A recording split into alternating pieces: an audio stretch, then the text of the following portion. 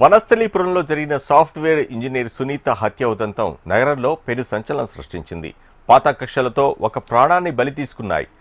విడాకులు ఇచ్చి మరో పెళ్లి చేసుకుందన్న కోపంతో ఓ కిరాతకుడు మాజీ భార్యను గొంతు కోసి చంపేశాడు.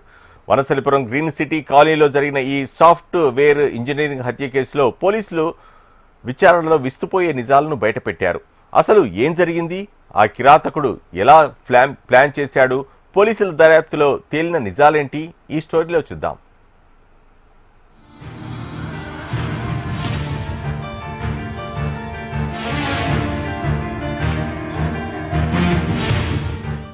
వనస్థలిపురంలోని గ్రీన్ సిటీ కాలనీ ఒక్కసారిగా రక్తసిక్తమైంది. అపార్ట్మెంట్ లో ఉంటున్న సాఫ్ట్వేర్ ఉద్యోగిని సునీత తన ఇంట్లో ఉండగా బుధవారం మధ్యాహ్నం ఒక వ్యక్తి ఇంట్లోకి చొరబడి ఆమెను అత్యంత కిరాతకంగా హత్య చేశాడు. కత్తులతో దాడి చేసి ఆమె ముఖం పైన పూల కుండీతో బాది హత్య చేశాడు. పక్కా ప్లాన్ ప్రకారం 3 రోజుల పాటు ఆమె ఇంటి పరిసరాలలో రెక్కీ నిర్వహించి ఆమె మాజీ భర్త మహేష్ ఈ దారుణానికి ఒడిగట్టాడు.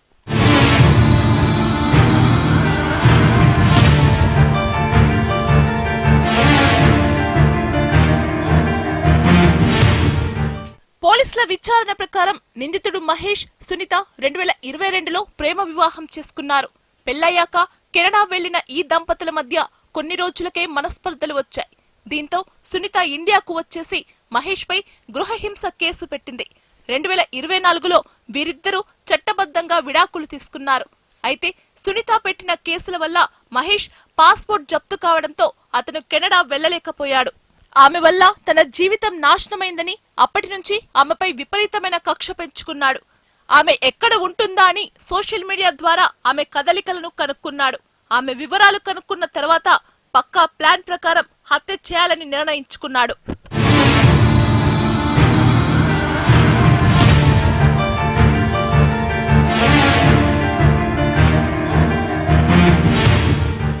అయితే సునీత ఇటీవలే శ్రీనాథ్ అనే వ్యక్తిని రెండో వివాహం చేసుకుంది.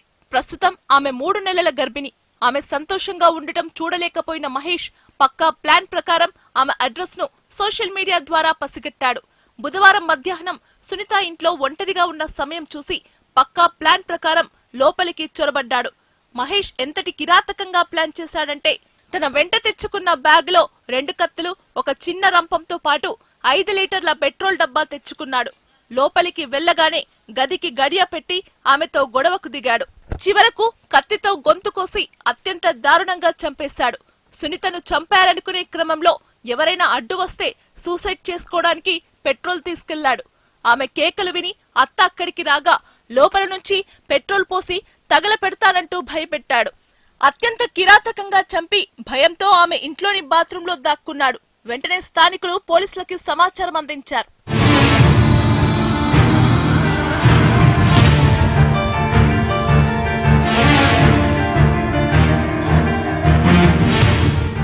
నిన్న హత్య జరిగిన తర్వాత సమాచారం అందుకున్న వనస్థలిపురం పోలీసులు తక్షణమే అక్కడికి చేరుకుని బాత్రూంలో దాక్కున్న నిందితుడు మహేష్ ను అదుపులోకి తీసుకున్నారు. హత్య జరిగిన ప్రాంతాన్ని క్లూస్ టీం ఆధారంగా వివరాలు సేకరించారు. నిందితుడు మహేష్ ను పోలీస్ స్టేషన్ కు తరలించి విచారణ మొదలు పెట్టారు. విచారణలో భాగంగా హత్యకు గల కారణాలపై ప్రశ్నలు వేశారు. తనను కెనడా వెళ్లనీయకుండా చేసిందని, కేసులతో తన జీవితం నాశనం చేసిందని, తనతో విడాకులు తీసుకుని రెండో పెళ్లి చేసుకుందన్న కోపంతోనే సునీతను హత్య చేయాలనుకున్నానని, 3 రోజుల పాటు రెక్కీ నిర్వహించి చంపేస్తానని నిందితుడు మహేష్ విచారణలో వెల్లడించాడని పోలీసులు తెలిపారు. వనస్థలిపురం లిమిట్స్ లో జరిగినటువంటి బుద్ధార్తి సునీత అనే హత్యకు సంబంధించి మెయిన్ గా మోటివేట్ ఏంటంటే, ఆమె 2022లో మహేష్ అనే అతనితోటి ఫస్ట్ లవ్ లో ఉంటది. తర్వాత అతను అందరు కలిసి పెళ్లి చేస్తారు, అరేంజ్ మ్యారేజ్ చేస్తారు. 2023లో వీళ్ళు కెనడా పోతారు. ఆడ ఒక వారం రోజులు కాపురం చేసినాక అక్కడ వాళ్ళిద్దరికి మనస్పర్ధ రావడం జరిగింది. మనస్పర్ధ జరిగిన తర్వాత ఆమె ఏమంటే ఒక వారం రోజులు కెనడా పోలీస్ సహాయంతో ఇక్కడికి రావడం జరుగుతుంది. మన ఇండియాకు వచ్చేసేసి వీళ్ళు మహారాష్ట్రలో ఉంటారు.